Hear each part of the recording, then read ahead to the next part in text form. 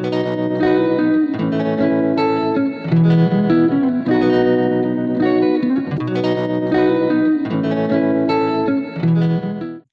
my name is Stephen High. I'm a professor of history at Concordia University, where I co-founded the Center for Oral History and Digital Storytelling. And I'm a PI, principal investigator for the Depot project, which is now in its, I want to say fourth year, which seems a little bit scary.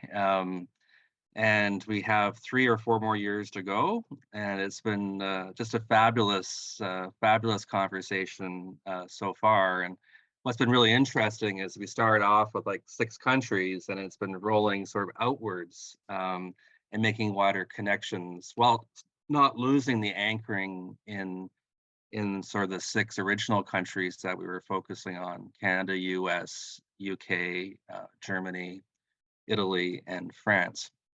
And I think this panel today reflects, that those wider connections, right? Not just in terms of geography, but also in terms of industry. I think it's our first railway presentation, railway heritage or railway deindustrialization presentation today.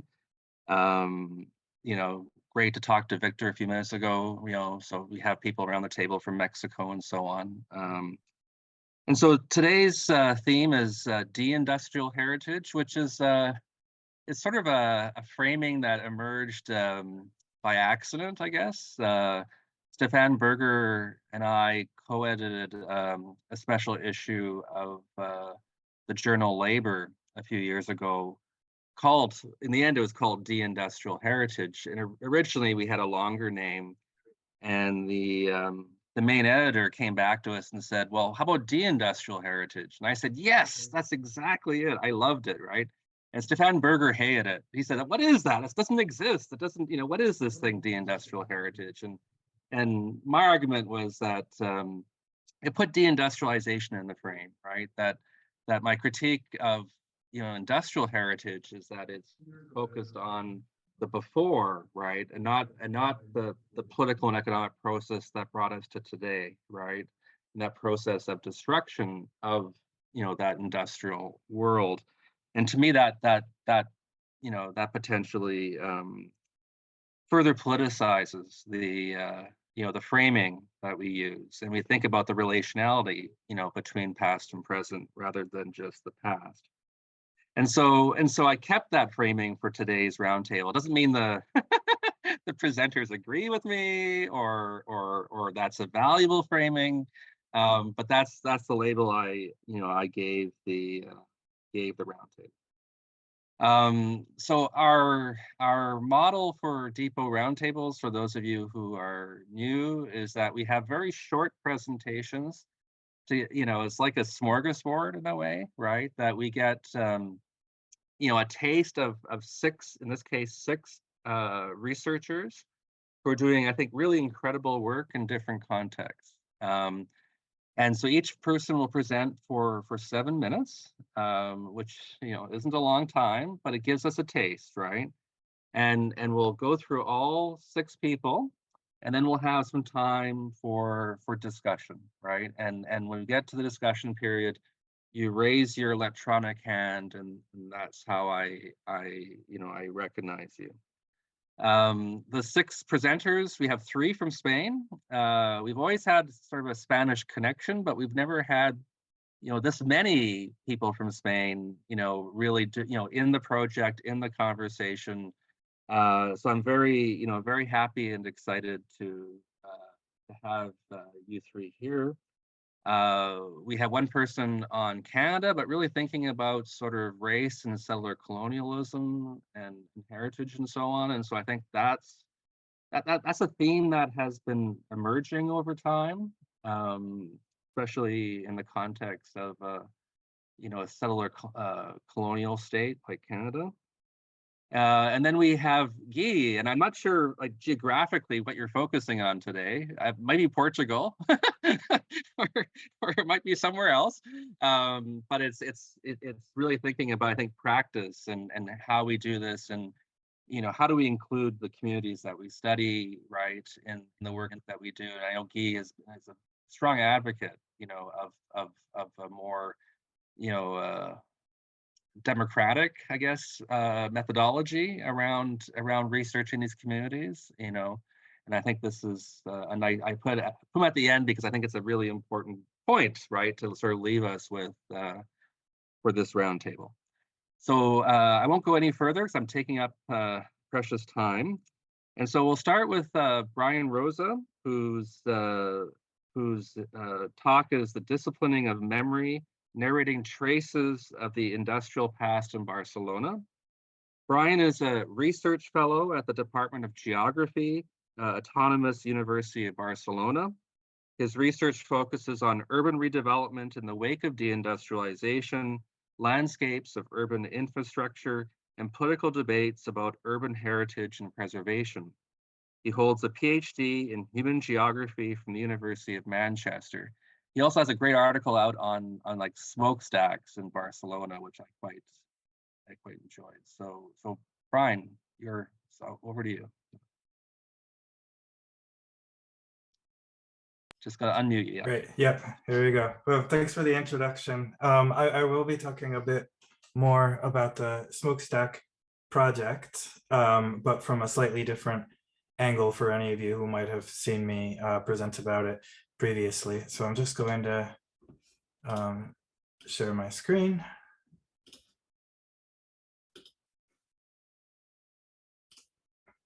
Okay, this full screen now, right?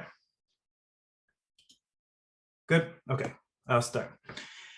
So I'm going to start off, well, I'll give you a little bit of context first. So basically for 3 years, I did a research project on Barcelona looking at the way that industrial chimneys were transformed into monuments in this process of deindustrialization and redevelopment of the city of Barcelona, really since the 1980s, especially since the 1990s, which culminated in an exhibition of photographs in which I sort of mapped and created a catalog of all the remaining industrial chimneys in the city, most of which stand now as these sort of isolated monuments. So they're out of the context of the fact that there was once a factory there. They stand inside of plazas or inside interior patios. So just some images of the exhibition, which was held at the Barcelona History Museum, which was kind of part of a participatory methodology where different public debates and guided tours and survey of visitors to the exhibition, etc., which was basically the main part of the methodology for the project. What I want to focus on here a little bit more is, I'd like to engage in a bit of a debate with someone who's not here and has only written in Spanish, really, but I think has had the most to say in a theoretical sense about what these chimneys mean in Barcelona, which is the Manuel Delgado, who's I suppose an urban anthropologist, but with a background in anthropology of religion, which I'm sure influences the way that he writes about it. So to give you a sense of these sort of decontextualized factory chimneys, this is kind of one of the most extreme examples in this new gated community in a historically industrial neighborhood. So basically, since the 1980s, the city of Barcelona, without any sort of exactly defined strategy, started calling for the conservation of these chimneys, usually in the creation of new public spaces and generally not conserving any more of the industrial structures on that site. This became this serial, repetitive urban design strategy, more akin to public art than it was to heritage, which carried on from the early 1980s pretty much until today. It's just sort of ending today. Now, so Delgado had been writing about this since 1995, and then for about 20 years afterwards, intermittently. He was focused upon what these monuments are meant to mean. So here he's arguing, this is the part that's highlighted, that's the most important. Those chimneys and remains of industrial installations become a mere ornament at the service of a new urban scenography through which people of Barcelona find themselves confronted with an ideal image of themselves, the imagination of a new post-industrial city that prides itself on being clean, smoke-free, and sanitized. So Delgado, is talking, he has this idea that they play this very totemic role, that they are, some sort of fetishization of the past that's really kind of disconnected with the quote unquote real history or memory of the city. But I've also found that the way that chimneys have been used, they've really been used a lot in the symbology of working class social movements and labor movements in the city. So here's a parade of a neighborhood association where they're all dressed as smoking chimneys with different political slogans on them. And I wanted to focus on the symbology of one particular site to interrogate this theme a little bit more, which were the three chimneys of the so-called Canadenca, or the Canadian power plant, as it was known.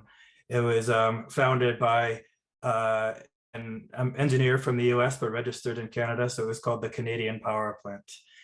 And it played a really important role in the sort of iconography of the city as one of its key monuments, but also representing the sort of contrasts of the industrial city. It also happened to be in an area that was the kind of main part of the city for both nightlife and anarchist political agitation.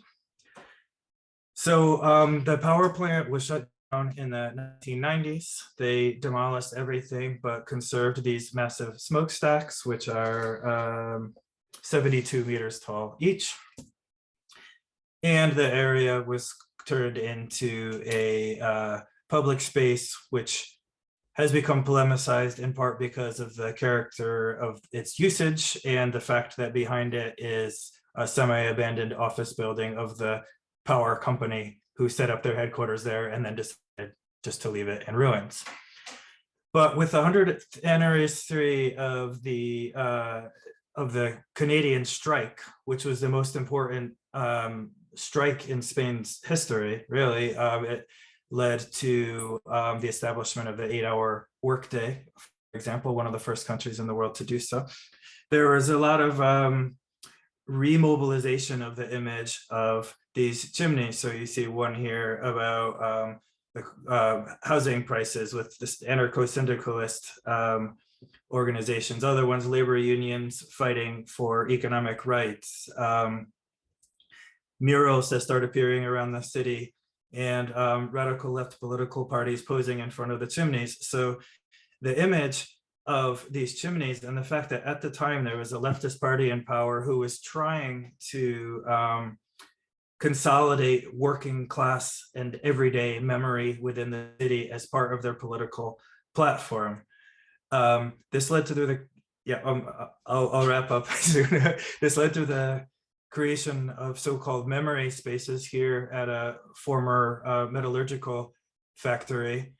And what I'm really asking here is, when this left party was in power, they could be said to have been enacting an agonistic heritage regime, which is something that Stefan Berger has talked about here. How can site-specific historic memory of the working class industrial past be mobilized against contemporary social, or in the context of contemporary social struggles? So what I'm presenting here is part of a forthcoming book chapter, and I'll leave it there. I'd love to hear from all the rest of you. Great, thanks so much, Brian. That was just great, and of course pushes back against my own sort of analysis sometimes with yes, sort of the de-industrial sublime. So I think this is very, very interesting and very, yeah, I love what you're doing. Okay, next up, if you just stop sharing, that'd be great. And so next up we have Paula Fernandez Álvarez, who's presenting on post-industrial ruins and fossil imaginaries, worker memory, spaces, and visual culture of coal extractivism. Paula is a PhD candidate at the Art History Department of the University Complutense of Madrid in Spain.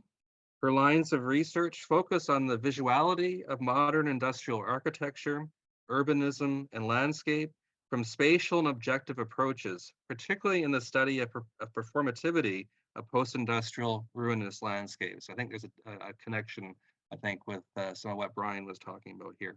So Paula, over to you, please. Thank you so much. I will share my screen. Okay, I think it works. Yep. Yes, okay.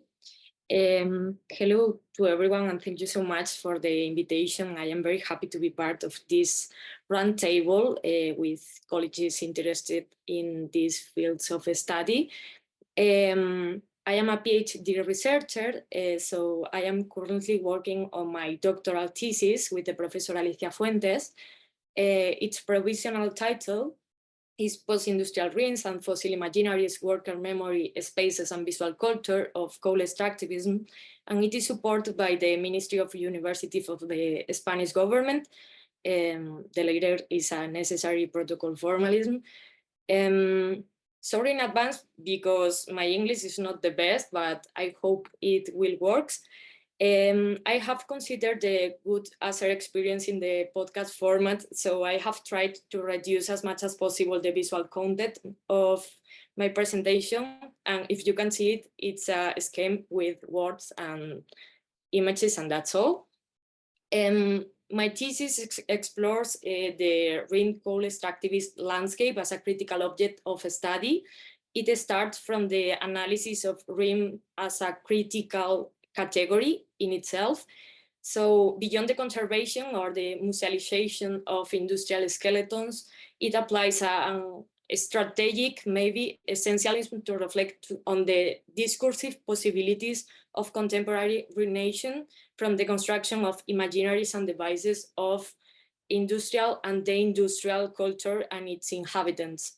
Specifically, this work deals with the visual, cultural, landscape, and material impact of the end of energy model based on coal as a fossil fuel, in the different scenarios and agents directly or indirectly associated or related with this extraction, the transport, the processing, and the consumption of coal.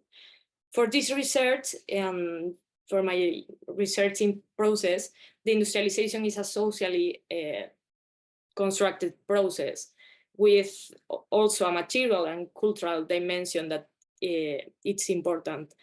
In this context, it's landscape, which is a central tool in creating subjective identities and reflecting on the ruination, and as Alisma says, from the image, considers landscape as a cultural experience where time and dynamic spaces converge, and where vital connections, but also tensions, and that's the point, from social and artistic practices take place. Consequently, this connection that you see in the title from post-industrial ruins and fossil imaginaries introduce the ruin as a discourse from the place rather than a place per se.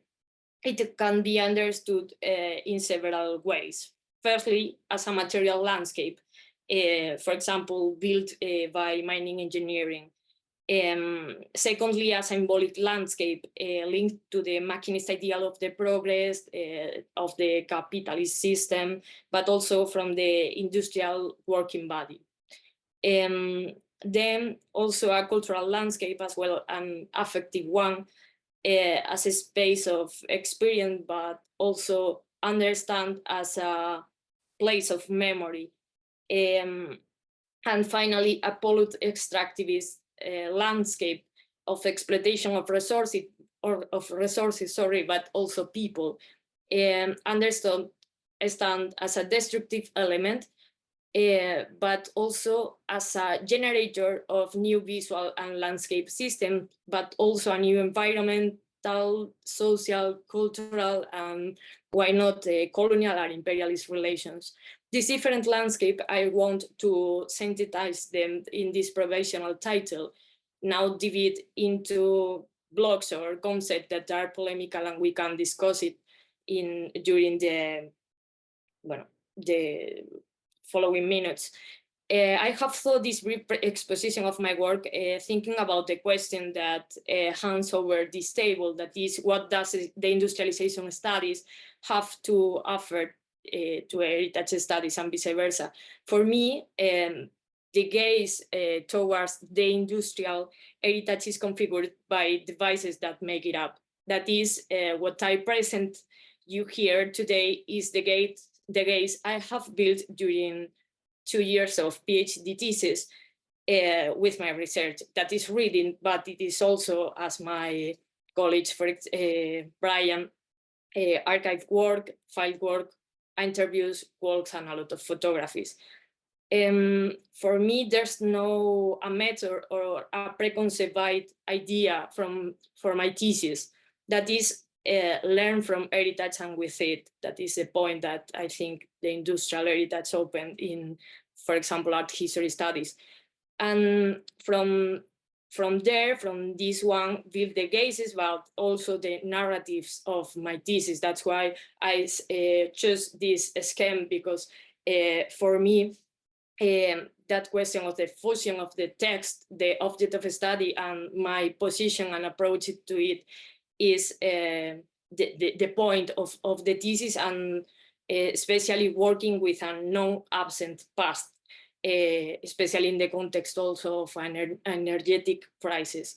Therefore, some of a specification of this gaze, it starts from an holistic and contemporary archaeological conception related also with historiography of memory, whose attention goes beyond the physical objects in favor of the environment, of the history, and also the society, from the study of the material culture and also landscape and also visual culture.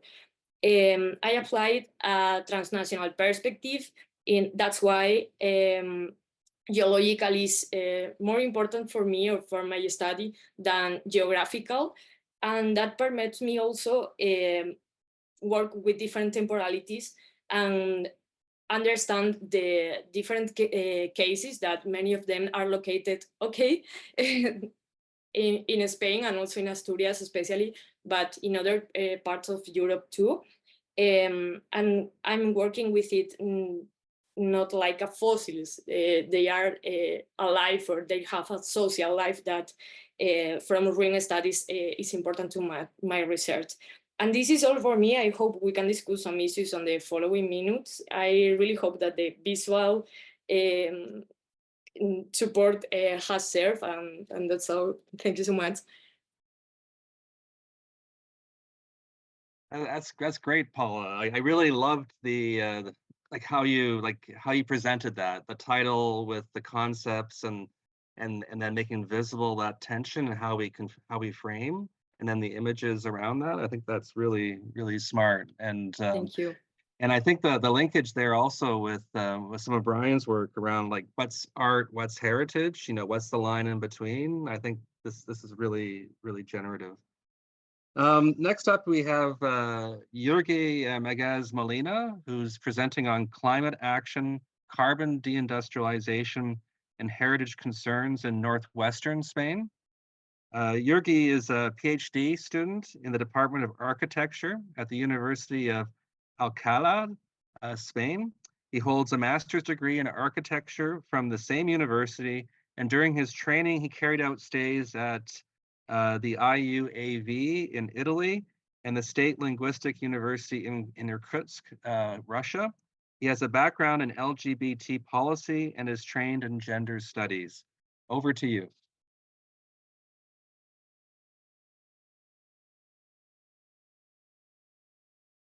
And you're on mute, yeah.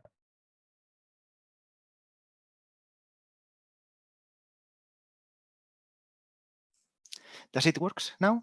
Okay, great. Sorry for the delay.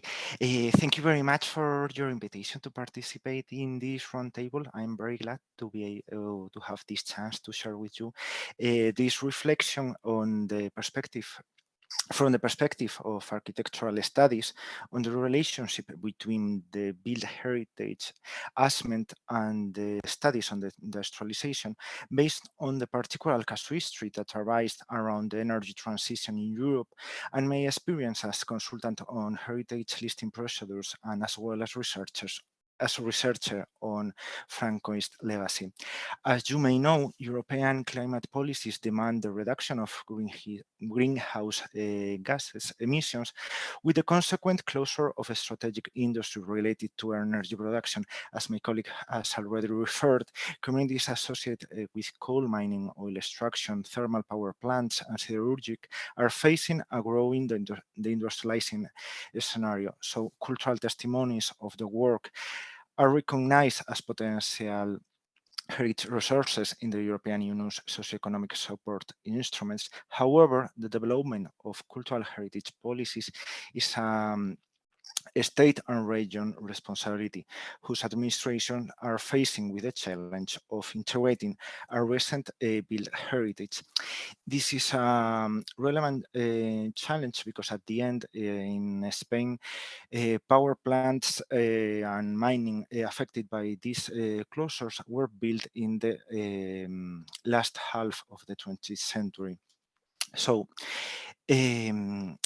however, so looking at the testimonies of the industry heritage as a device for management and dialogue on collective memory transcends the formal dimension that as architects, archaeologists, or engineers, we can recognize in these material vestiges and requires the cooperation with the professionals from social sciences to channel the sensitivity heritage of local communities. In this sense, the European Green Deal calls to the renovation or the decommission of facilities affected by the energy transition program in this context of the new renaturalization framework, and in the Spanish case, the lack of foresight of the heritage policies and the legacy of industry has sparked with significant controversy around the systematic demolition of industrial landscape landmarks presented as an iconic environmental policy action and opportunities to develop green energies, whose local benefits are in question. What it's also relevant is that this first step of the Spanish energy transition has occurred in the context of the energy crisis arising from the conflict in Ukraine, giving rise to the populist sectors of the extreme right that have found in the defense of the landmarks of the energy industry a bulwarks to defend the climate change denialist positions and neo-fascist laws, given that the Spanish industry has been closely linked to the action of the dictatorships. So here, as university heritage experts and researchers, we are guiding stakeholders in the Spanish heritage assessments. So we had the challenge of seeking the balance between the various interests as well as channeling the enhancing community heritage processes whose arguments transcend the artistic and material approaches of traditional monumental canons rooted in authorized heritage discourses of the administration. The recovery of the memory of the trade union struggle, the role of government in the industrial space, and the contribution of Portuguese and African migrant communities in the mining areas have proven to be useful arguments to defend the application of protection figures to certain Spanish industrial landscapes, as the polemic case of the coal washers of La Recuelga in León. But however, the heritage as an instrument of memory management must be subject of critical studies that expose the nostalgic readings or the mystification of the closure processes that obviate a traumatic and conflicting realities associated with the industrialization process. Here, a relevant point that must be underlined is that across an international cross-reading between other coal basins or countries that are facing the same situation could give tools to face this common process for the coal energy transition territories affected, because the same casuistry that we can find here in the Northwestern Spain was already identified by the Australian researchers 10 years ago in their analysis. So what we are here facing are global common problems for the worker communities. Thank you very much. Sorry for my English.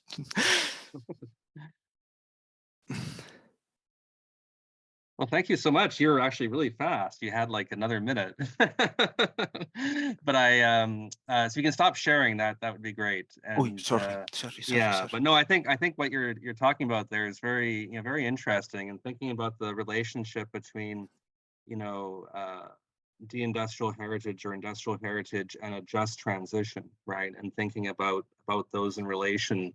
I haven't really seen too much so far, and certainly I think that's a key concern for well, it'll be a key concern going forward, clearly, but I think also going backward. Next up, we've got moving away from Spain. So I think we had 3 excellent presentations that give us a sense of some of the the issues around heritage and industry and deindustrialization in Spain. Now we're moving to sort of northern Manitoba, so across the Atlantic to another mining area. And this is Myriam Guillemette, who is presenting on Sundown Towns phenomenon in Canadian planned communities, recognition of the industrial contribution of the Indigenous peoples of Manitoba. Myriam is a postdoctoral fellow at the Université du Québec in Montréal under the supervision of Lucy Morissette, and a researcher at the UNESCO Chair in Urban Landscape at the Université de Montréal. She holds a doctoral degree in urban studies from UQAM. So Myriam, over to you. Thank you. So as you said, I'm presenting on the Sundown Town phenomenon and the recognition of the industrial contribution of the Indigenous peoples of Manitoba. So in order to understand what this is about, we really need to focus first on the Sundown Town framework, which is on the really centers our whole research. So what is a sundown town? It's actually a concept that was defined by an American sociologist, James Loewen, which refers to organized jurisdictions that kept out a specific ethnic or racial group from residing within its community using both formal and informal policies. So using this framework, we're actually looking at the town of Thompson, Manitoba, which is located in northern Manitoba, founded in 1956 by a mining company called Inco.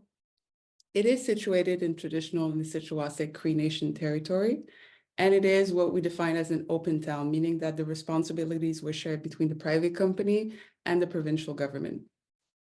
If we look at the history of Thompson, what really defines it is the complex role in relation to the Indigenous population. So First Nations and Métis workers were actually hired as survey crew to contribute to the building of Thompson, but their contribution initially and going forward is really absent from local historical newspaper, local monographies, and the official narrative as a whole. So this early event really sets the tone for the evolution of this relation. So if you look at the whole history of Thompson, the Indigenous population is essentially facing what we define as being a triple discrimination. First, an employment discrimination by not being allowed to work in the mines in the town's first few years. There's also a lack of training programs for this population. And there's also the fact that initially in Thompson, employment was on an employee referral program. There's a housing discrimination, first by the fact that there's a housing shortage in Thompson, which is still going on.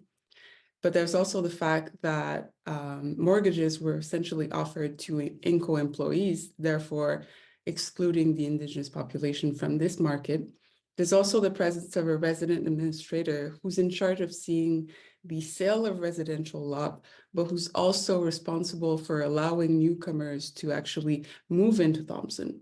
There's also a social discrimination, which stems from a lack of an integration plan for the Indigenous population, but also more informal situations with the Indigenous population not being allowed to partake in some social activities, to really contribute to social clubs in Thompson. So looking at this context, we're essentially looking at two different things. First, we're questioning the role of INCO in creating, sustaining, and reinforcing this situation.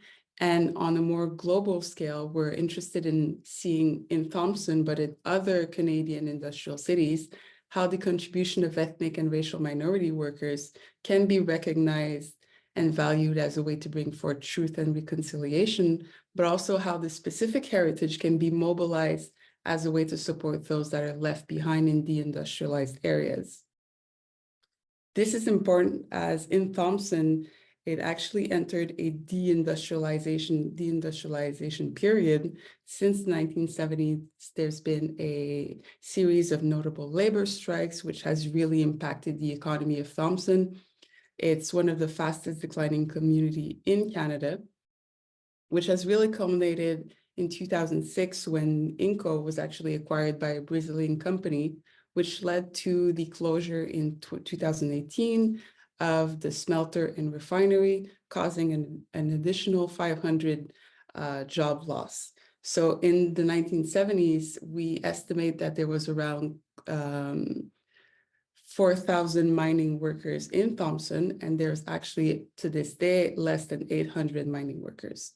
There's been some attempts at diversifying the economy since 2011, but Thompson is still in the quest of a new identity. However, this specific context has actually led to some initiatives being put forward with the reconfiguration of Thompson. It has actually put forth some initiatives which really help in some kind of reconciliation with the Indigenous population.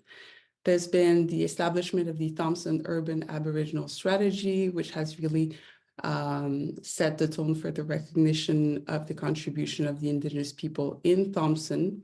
There's been the joint signature by the City of Thompson, Vail, and local Indigenous leaders. There's been some commitment by Vail to strengthen their partnerships with the Indigenous population. There's been some initiatives which are really more in the line of cultural recognition. There's been the adaptation of the physical landscape. There's been some entrance signs which really recognize that the city is located in traditional Cree Nation territory.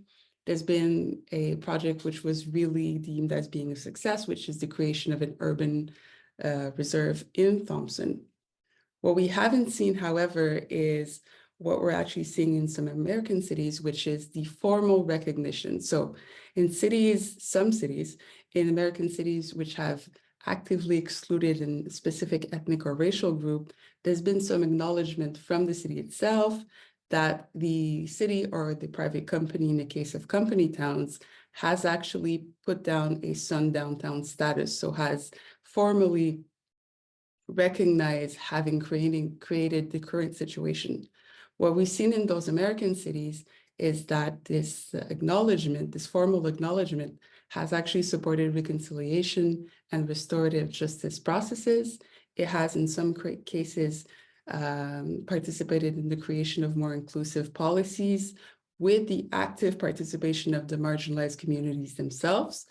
And what we're really doing here in Thompson, by working closely with the Cree community, is restoring the town's memory by formally addressing this gap in the town's official historical narrative. So we're actually actively working with the community in order to create a museum exhibit that will really contribute in targeting this gap in the official historical narrative.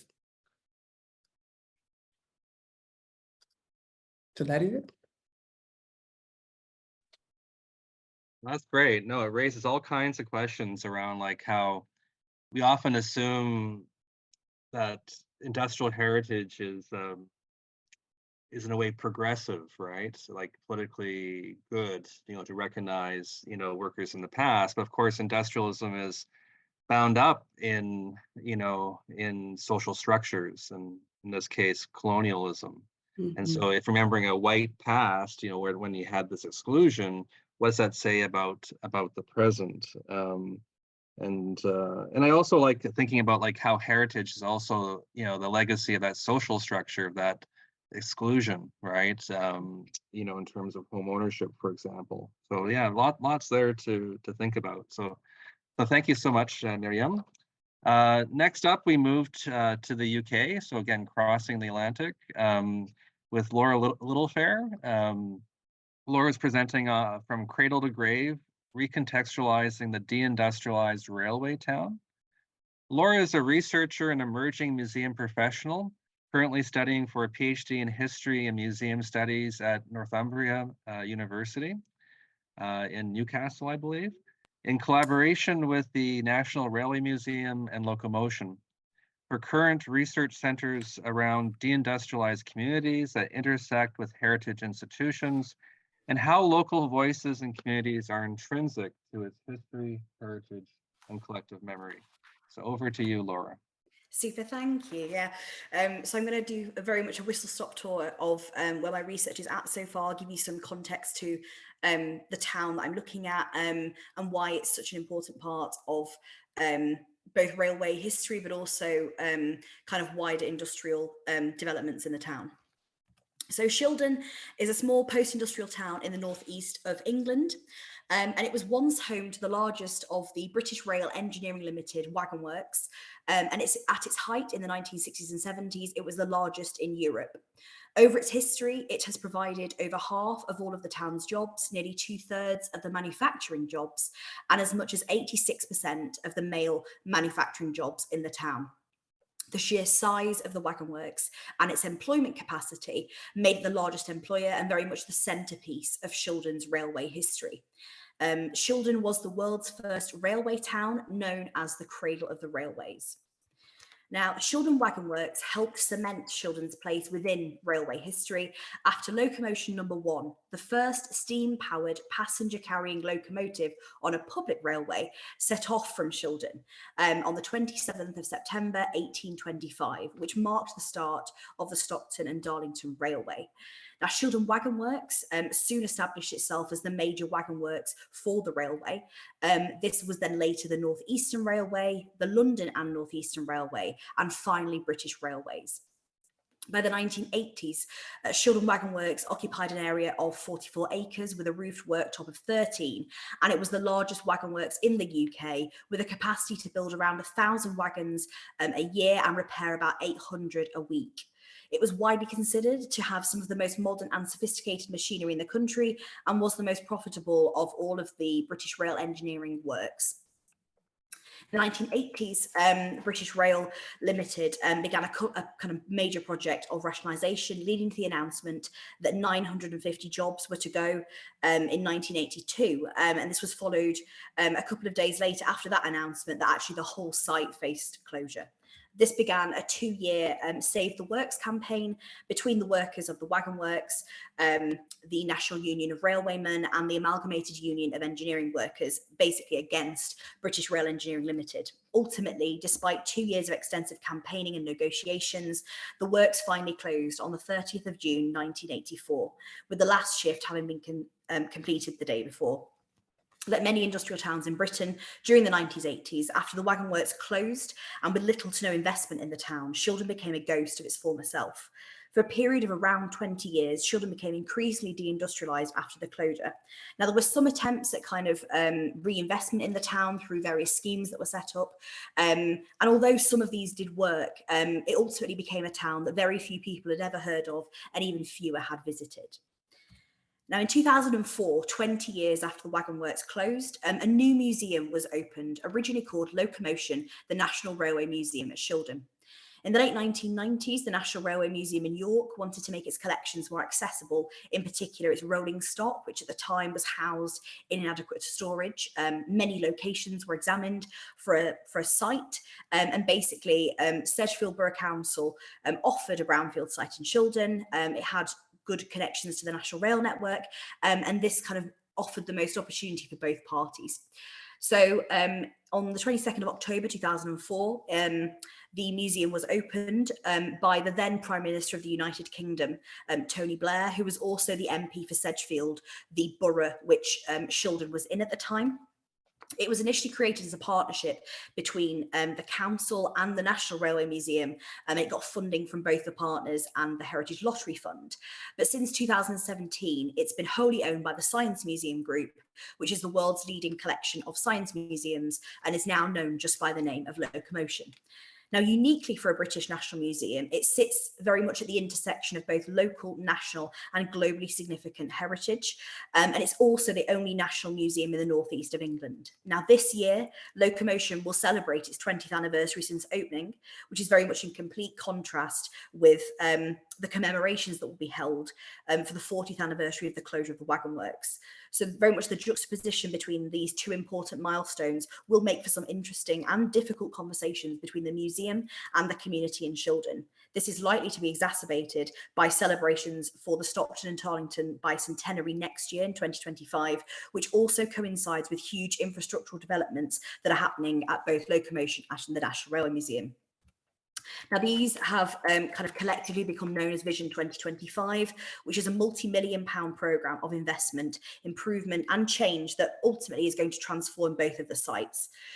Construction work began early last year at Locomotion to create a new collections building, which will house an additional 47 rail vehicles, meaning that Locomotion will boast the largest collection of historic rail vehicles under cover on any site anywhere in the world, and the largest museum collection of rail vehicles in Europe.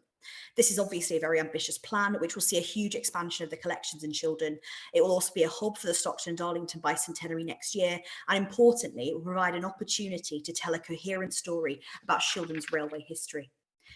The significance of the Wagon Works historically, economically, socially and culturally cannot be understated in Shildon, yet it is a town that is largely unknown for its extensive railway connections, engineering developments and heritage credentials, despite being a fundamental part of the origins of the Stockton-Darlington Railway, the kind of longevity of the Wagon Works in the town, and today being the home of a national museum. Now, as international attention turns to this small town to celebrate and commemorate the engineering and industrial achievements of the Stockton-Darlington Railway, my thesis is going to examine how local voices have helped to shape the heritage that Locomotion sort of represents, alongside the kind of complicated relationship surrounding deindustrialization and the loss of employment in the town. It will also analyse the role that Locomotion has played and indeed might play in the future as a core community and collaborative hub for communities that have been long associated with deprivation and deindustrialisation. So through the central case studies of the Wagon Works and Locomotion I've already mentioned, other important industries that I've uncovered through my research will be examined, such as the reel and faux fur factory of Straka and the Shildon Railway Institute, which is the oldest railway institute in the world. Straka was a hugely successful company that exported their goods across the world. And as an industry in Shildon, it helps to break down and reassess the narrative of Shildon being considered purely a railway town. It also allows me to address gender in the town in terms of employment, as the Wagon Works predominantly employed men and the fur factory predominantly employed women. Now, using Shildon as a town as the thesis' overarching case study, my research is aiming to kind of provide a richer understanding and a new narrative, basically, of sites of industrial heritage in Shildon, and see how they are related to different communities and stakeholders, and how the communities indeed shape their own heritage and what that looks like. So, yeah, thank you for listening.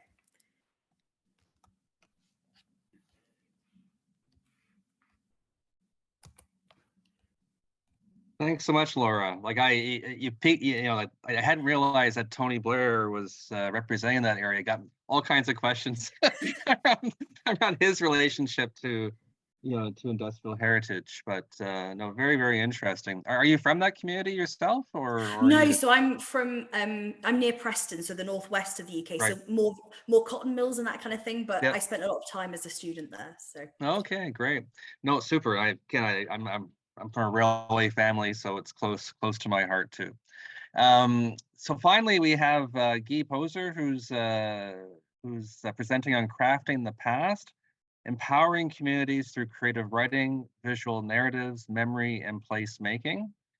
Guy is a historian with a background in industrial heritage and industrial archaeology, with an extensive international academic background spanning Portugal, Brazil, Spain, Germany, and the UK, but not Canada yet. We'll have to add Canada to that list somehow.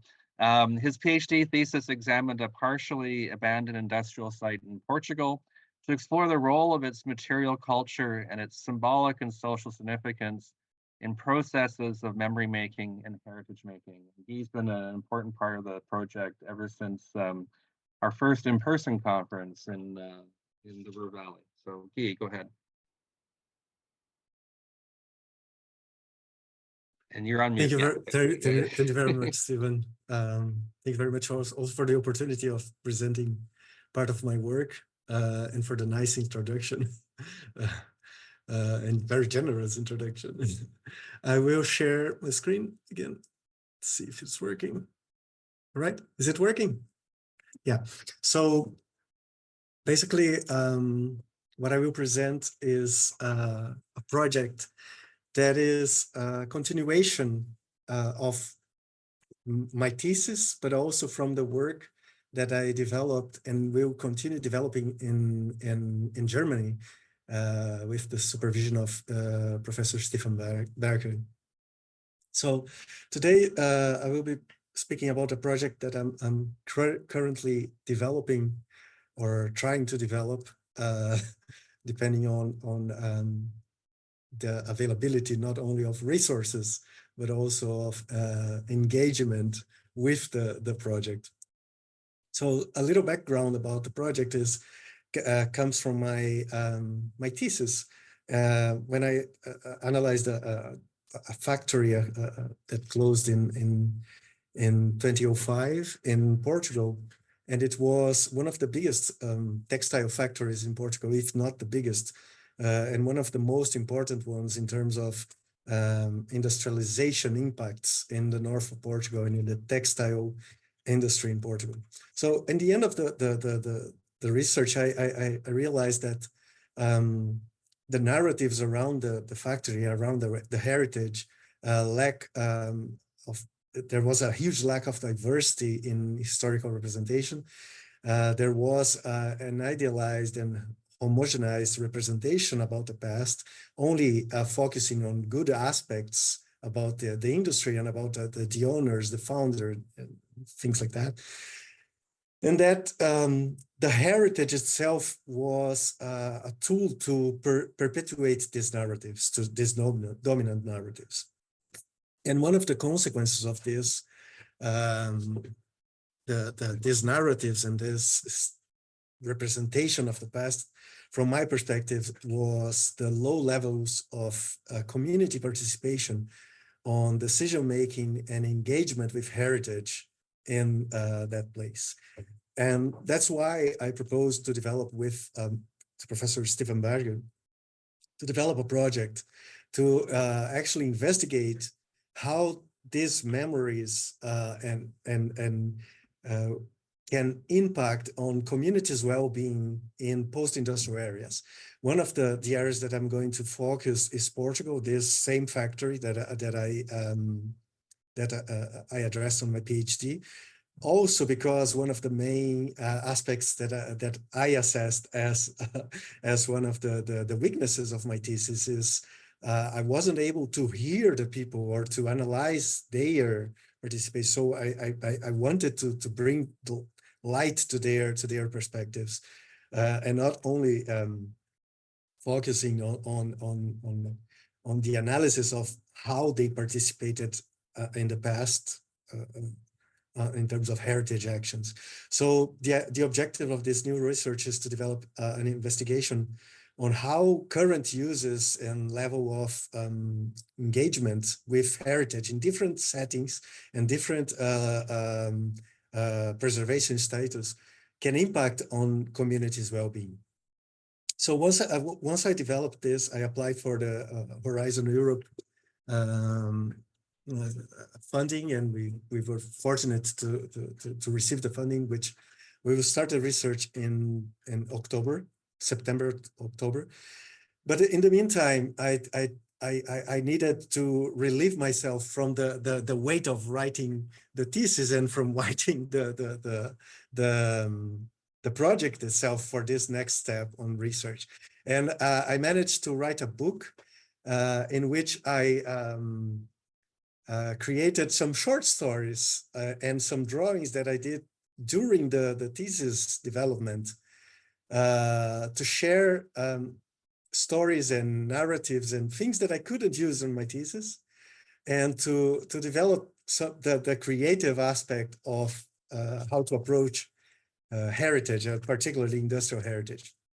So I wrote this book, and I kept asking myself, how can I use this scientific imagination approach towards heritage, towards industrial heritage and memory? How can I use this to bring communities' perspectives to the discussion about how to preserve and how to share their perspectives about the past, the industrial past. So I decided to write as a very small project that potentially will be used as a test for the methodology that I will apply in Germany, the comparative, on how to engage people. And the result was this project, Crafting the Past, Empowering Communities Through Creative Writing, Visual Narratives, Memories, and Placemaking, which is being currently developed here in Sheffield, where I am currently teaching. And if you're not aware, Sheffield is one of the most important cities, steel cities in the world. Was one of the most important in the world, certainly in the UK. And it, because of the process of deindustrialization and the closure of the steel factories, it had currently shifted the narrative around what is important to Sheffield. And we have a discourse around the outdoor city, because we live just on the border of the Peak District National Park. We have the technology discourse around the city. Even we have main projects to highlight the technical, the tech aspect connected to the university. And I noticed that the industrial past was being a bit put aside on this. So my idea was to develop creative writing and visual narrative workshops using the method of community-based approach and an arts-based approach to empower these communities, these groups that around that are concerned with industrial heritage and industrial past from Sheffield, and at the same time promote review of the heritage strategy for Sheffield, which was developed by a heritage group that we have here, Joined Up Heritage Sheffield, which is a grassroots community-led heritage strategy that was adopted by the Sheffield City Council. And we aim to offer the policymakers an evidence-based assessment of how industrial memories shape this strategy, because memory and industrial past are, in a sense, also ignored in the strategy. So basically it's this.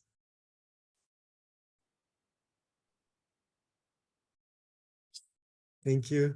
Thanks so much, Guy. That's a great way to end, and lots there to think about. I love the sort of the creative, like integrating sort of creative engagement, as part of your sort of reflections, right, in terms of your research process. I had a grad student who I think actually is here, Elliot Perrin, who every time he did an interview, he, instead of writing like a written reflection, he wrote a poem, right, reflecting on the interview.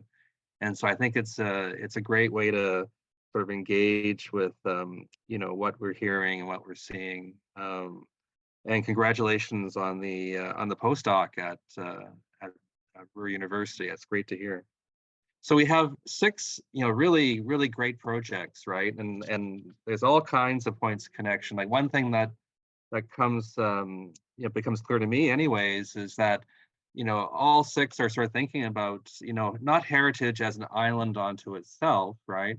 But in relation to, people, right? So it's not just, the physical artifact, but it's the people. Even those, disembodied smokestacks that Brian was looking at, he was interested in how they're being used, like that symbology, right?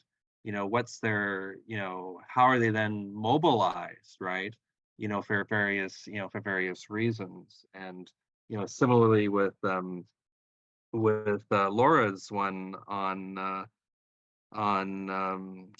the railway town, you have the sense of like the local voices, right? So what does this mean to them? Like who's heritage for, and how people view it, but how are people actually sort of influencing it, right? As it emerges out of the the ruins of deindustrialization. So let's open it up now for we have about a half hour, which is perfect. So thank you all 6. You were perfect timing all the way through. And so we'll open up to questions. And so just give you a second to, so think about what questions you have. And we'll start with Victor from Mexico, please, go ahead.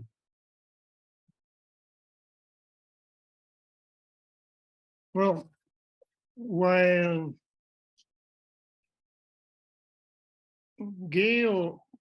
Pozzer was talking, I made a little research, and I found that you were at the rural area like 2 years ago. And I was just going to talk about when Paula described about the coal sites, and those who have not been looking at the rural area, it would be a very good sample with ISOCARP.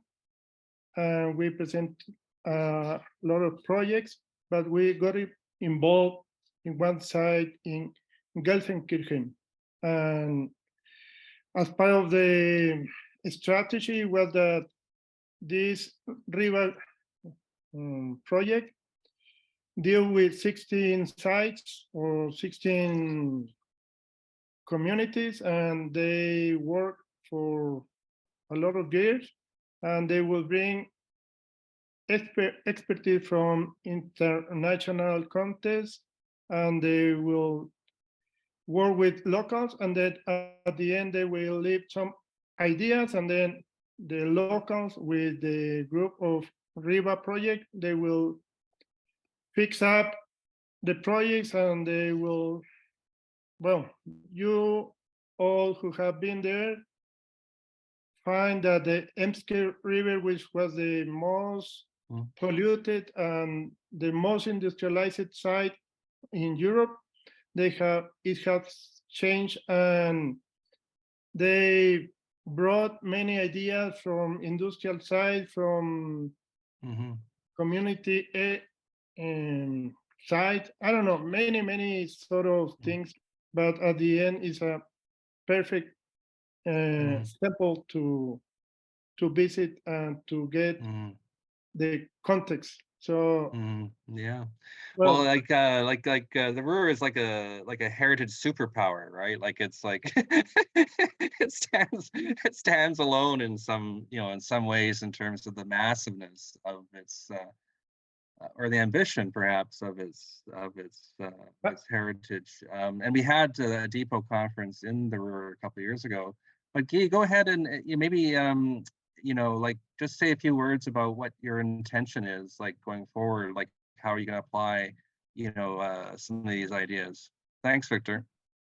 Thank you very much. Yeah, currently we don't have any plan to develop. When we submitted a project, we didn't include any groups and for the Ruhr, because the researcher, which is me, don't speak German, and to have an approach in terms of actually using a community-based approach where we build not only the results, but the questions, what are the importance of their sites, in synergy with the communities, the language is very important. The reason why we decided to choose the UK, Portugal, and Spain, because it's from my previous background. Yeah. So, but that doesn't prevent us from applying to maybe having some research assistant that is speaks German. Yeah, and I would say that I don't think the Ruhr is understudied, right? Yeah, that's also. But but I think you're raising a really important point around language, and that language being a barrier to transnational research, right? Yeah. And how do we bridge national differences, linguistic communities, and I think it's through collaboration, right? Like we can't necessarily all be have 10 languages, right? But it's so important to do that bridging. And I know in the Depot project we're doing a lot of collaborative writing, where we're co-writing, and so that's one way of bridging expertise and so on. But when you're doing that kind of participatory work, it's very challenging. Yeah. Alexandrina from Russia, who has a great new book out. I'll give a plug. Great to see you. So go ahead. Yes. Hi, I'm joining from the kitchen, from my brother's kitchen. As you know, in the Soviet Union, it was a place where people were talking about different things. So yeah, my question, I have two questions. The first one will be for Brian and Paula. I think it will be more or less the same question. And the second one for Guy. When you were talking about chimneys, smokestacks, and some post-industrial ruins, I was thinking about my case. I'm studying Moscow, which is post-industrial city, and I see how these smokestacks are currently used for neoliberal purposes. So we have some post-industrial districts, let's say in the city center of Moscow, which are gentrified, and they are currently being transformed into artsy districts for middle classes with new, I don't know, art centers. And there are some smokestacks which have some symbolism, and they have some references to the industrial past, but they bear a kind of neoliberal ideology now. And my question is about what about neoliberal ideology in the project by Brian and Paula, who were talking about transformations of the landscape.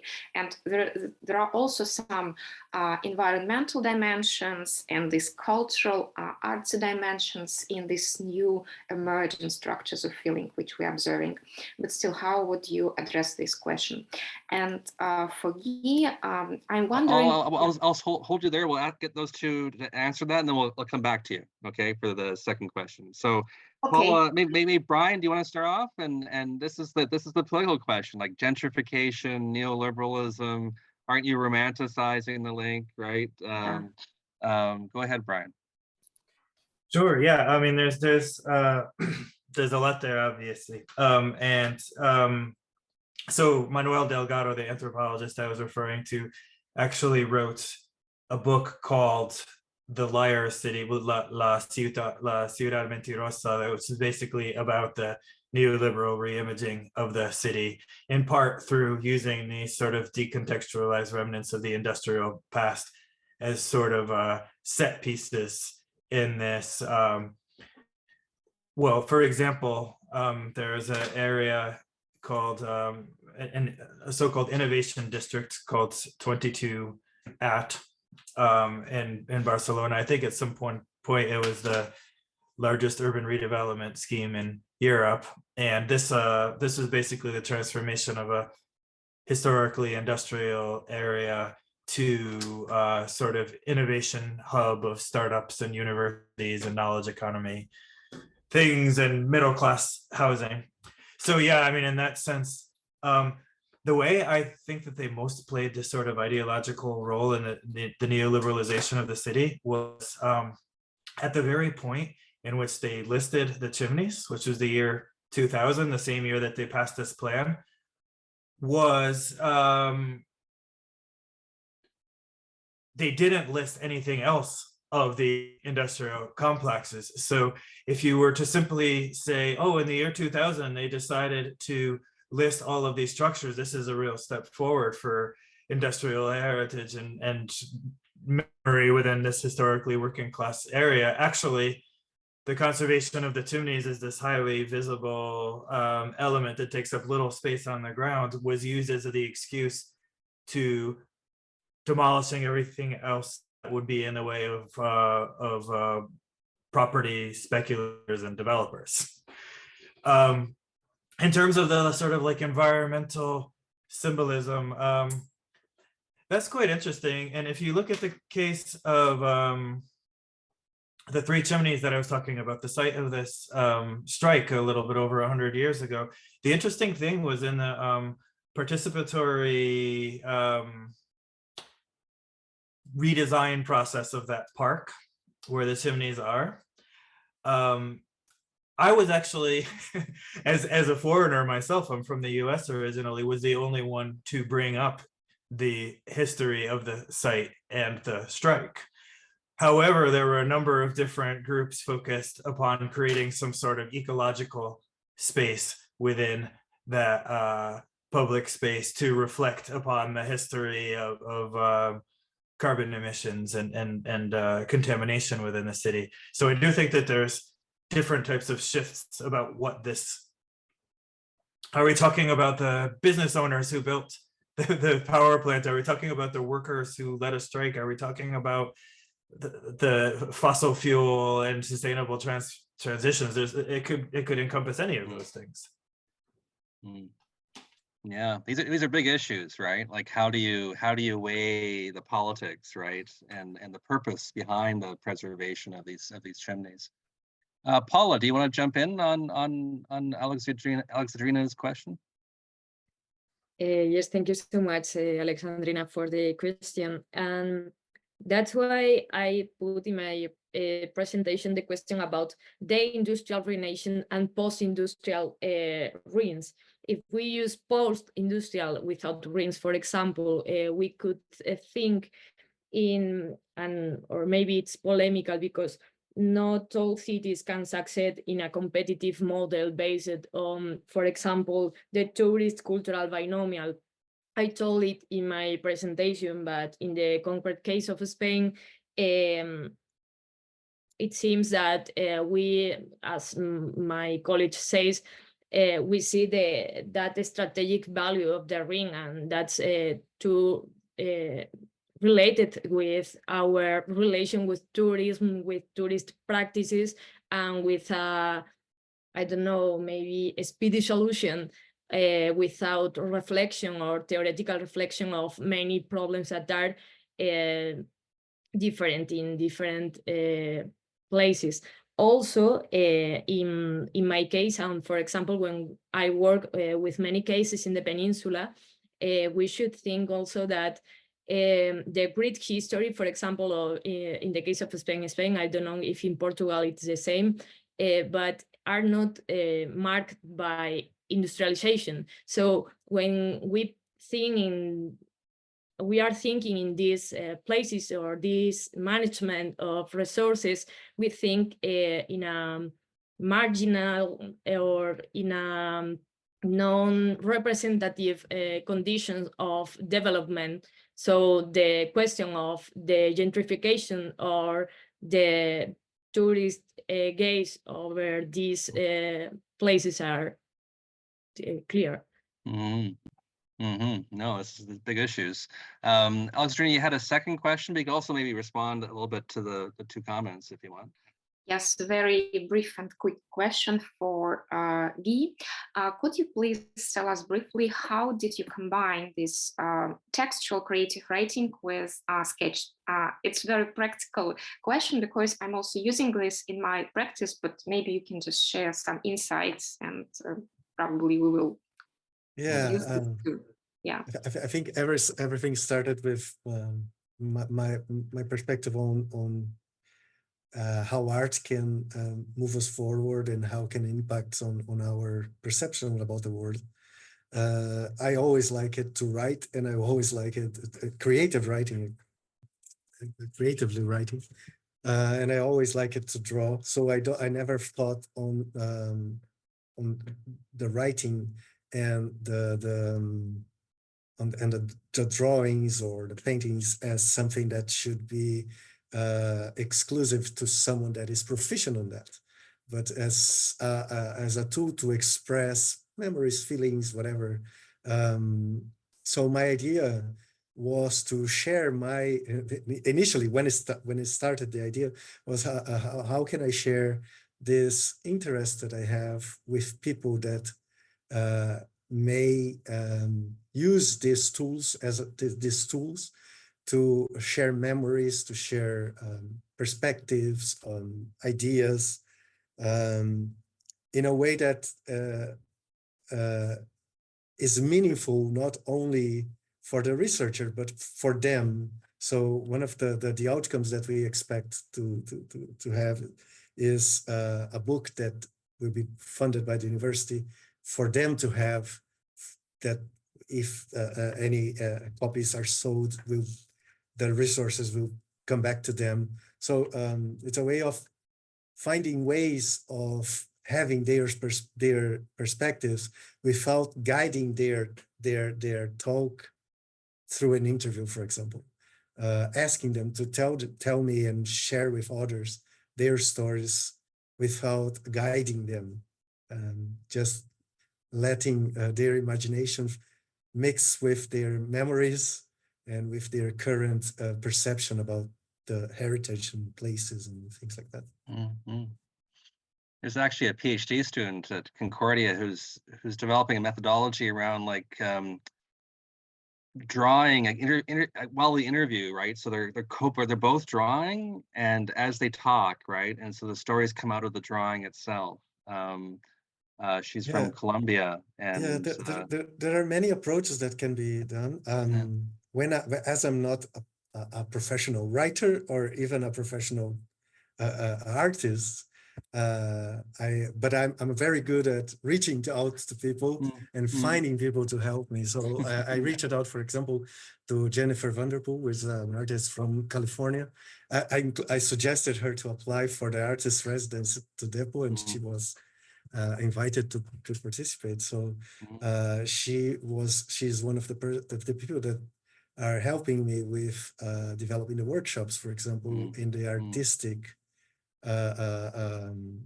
approach. I have a friend of mine who is currently a PhD student that mixes historical fiction and things like that to provide me tools on how to structure the workshop. So I'm very humble about my own capabilities to develop that. So I reach out to people that know better than me. Well, I'm sure they're stronger than mine. It's like terrible. Fred, you're up next. Fred's from Canada. Yeah. Hi, I'm coming from the road. Can you hear me all okay? Yep. Yeah, okay. Thank you very much for those presentations, and it's good to see those of you who I've met in person before. One thing that I'm curious about, and maybe you know all of you could speak to this in one way or another, is the question of the material and the economy. In some ways, all of your presentations are about discourse and inclusion and better ways of talking about things. And I wonder, so, you also touched on with Alexandrina's question about gentrification. It's been my own experience working on industrial heritage in Montreal that, in fact, sometimes the more inclusive the discourse, the more efficient of a tool it is for real estate developers. Sort of through the sort of purchase of social peace, diversity as a tool of financialization.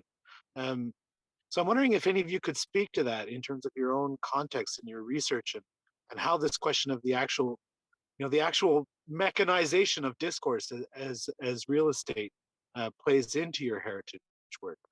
Well, maybe we'll start with Myriam, because I think she was very much speaking about these kinds of issues. Like, Myriam, do you want to jump in? I'm not really sure how that applies in Thompson, because I feel like there's so much opposition to the discourse we're trying to put in that I feel like it's almost like even the realtors themselves, I don't know if that's what you mean, but even the realtors themselves would not want to appropriate this kind of discourse. Like this, the exclusion of the Indigenous people is still so controversial in Thompson that even the population itself is not at the stage where they want to embark on that discourse. There's still so much opposition, of so much denial, like even finding information relating to this is so hard, so difficult. Like there's almost this thing where it's funny because it's not really funny, but it's in Canada, but we see some elements that we'll see in the States. It will be like historical erasure, it will be denial from the population, denial from the government. So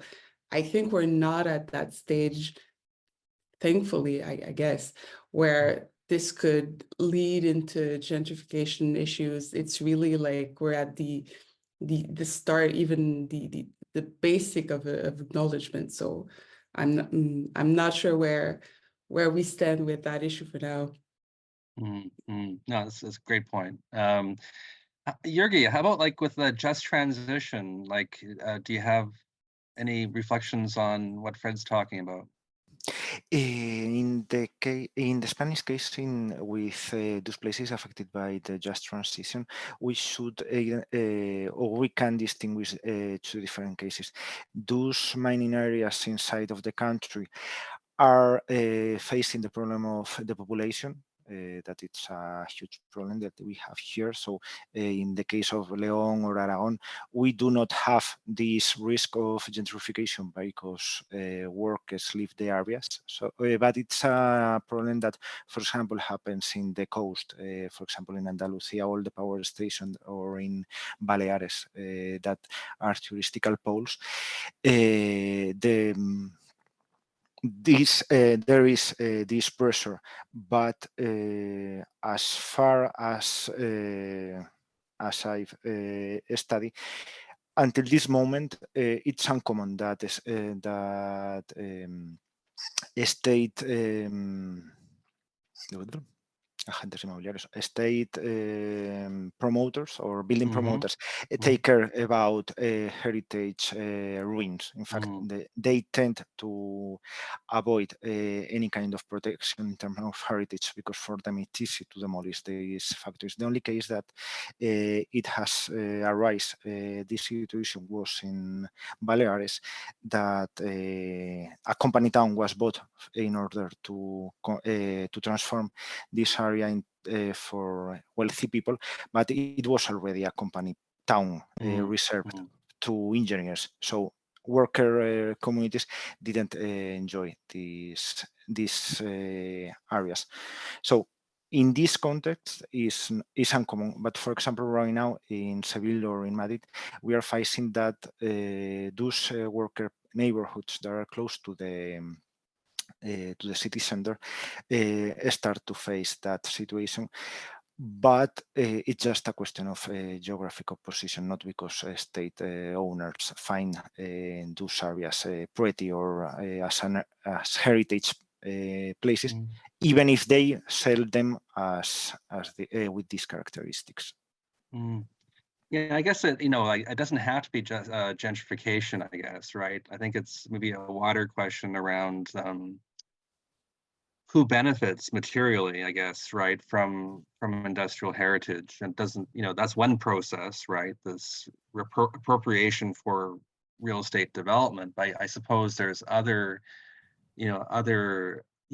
processes in other places, right, where this inclusion becomes like a cover for something else. But Laura, how about in the context of your railway town? Yeah, it's really interesting actually, because it got me thinking about the actual introduction of the museum into the town. And I think because it started as very much a sort of a shared thing between the council and the railway museum, there was a huge amount of opposition in the town to having a museum there. I think they felt it was very much like an appropriation of their heritage. They have an incredibly strong and proud identity, and having been involved within the communities there, I've definitely seen a sense of sort of wanting the museum to really reflect their own history. And I think there's quite a lot of people there who feel as though it perhaps doesn't do that as well as it should do. Now, I think things started to shift in a more positive direction since 2017, since it became part of the Science Museum group. But I think there is still a sense of like, you know, you're bringing tourists into this town. It doesn't really feel like you're really actually engaging with the local people who've lived here for years and who are, you know, who were directly impacted by kind of, you know, industrial closure, not just the wagon works, but at a Straka. And then there were other factories, such as the paint factory. There was a banana processing plant. There was actually a huge amount of industry going on. And so there's actually a lot of people, I think, who feel quite negatively towards the museum and feel, if anything, that is kind of gentrifying the area in a way that they don't particularly like. So for me, it's been very interesting sort of being on both sides of it, because from the communities that I've spoken to, there is quite an opposition to the museum. And I think they are prepared to see what they are going to do. But I think there is definitely a sense of, we don't feel like this museum is for us, and it's not telling the story that we want it to. So I think particularly seeing the developments that they are doing both physically to the site, but also what they're wanting to do as part of the bicentenary celebrations. It's been very interesting being a fly on the wall, both associated with the museum, but then also being part of the community and speaking to them about how they're wanting their heritage to be shown. So it's been very interesting to see how that's developed. And I think I feel like in many ways I'm kind of faced with difficult decisions about how I talk about this, and, you know, kind of making it clear to the community that as much as I work with the museum and, you know, they support my research, I'm not, you know, I'm not a member of staff. I'm not there making those kind of decisions. And I think sometimes that can be quite hard to kind of, you know, show to people. So yeah, I've definitely seen that happen within the context of the museum. Maybe not so much in terms of housing, but it's definitely something that obviously the museum brings people. They're doing huge amounts of developments, and they're a national museum, so they're funded by the government. So there's a lot of difficult situations going on that make it quite I mean, it's fascinating to you know, to research, and that's one of the things that really drew me to the town and why it's important. But I think, yeah, there's a lot of difficult relationships going on there, and I think sometimes the museum doesn't always sort of reflect, I think, what the community actually want and need. So yeah, it's an interesting one. Yeah, no, interesting. Paula, did you want to jump in on that, or Brian? Maybe I could talk about the question of, in my case, for example, I think to situate this discourse. In the case, for example, of Asturias in the north of Spain, there's a situation, I told it in my last intervention, but the question of tourism is difficult to translate maybe to other cases on the peninsula, because it's a phase of it's a phase of transition. It's not like for example, the case of the touristic boom during the 60s in Spain. It's a new modality. So in the case of management of heritage or the industrial heritage, we have a component of theatralization that is in front of the Laura told it, the question of the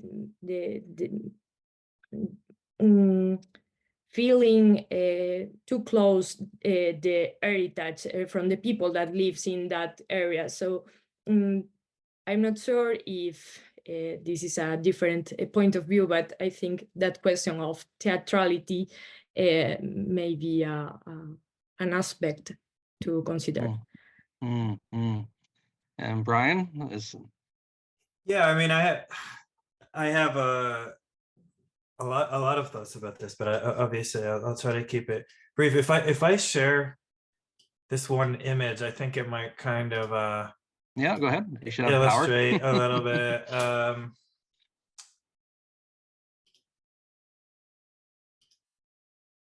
Is that showing just the image or the slides too? Oh, there you go. Yeah. Okay, so here's a sort of example. I mean, is this chimney here? Is it material object, or is it almost purely symbolic because it's essentially a conserved ruin, no longer serving any purpose other than representing?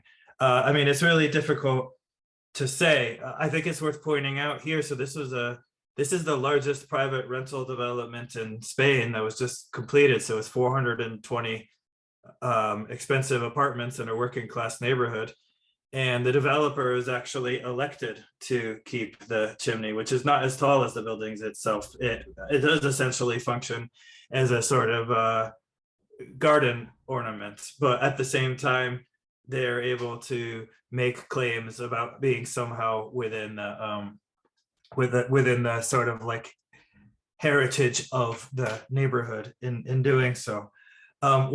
One anecdote that I thought was interesting when I was speaking to retired labor unionist who is involved in a local historic archive was I asked him about industrial heritage in Barcelona, and he said, in Barcelona, we don't have anything like industrial heritage. We only have architectural heritage. In which, you know, he's basically saying there might be instances in which public or private funds go into conservation or structural integrity of things like chimneys in order to keep them standing, but there's not any actual story being told. The importance of it is its ambiguity, right? It doesn't say the industrial past was a great bygone area. It doesn't say the industrial past represents anything in particular about Barcelona other than the fact that it once was and it is now not.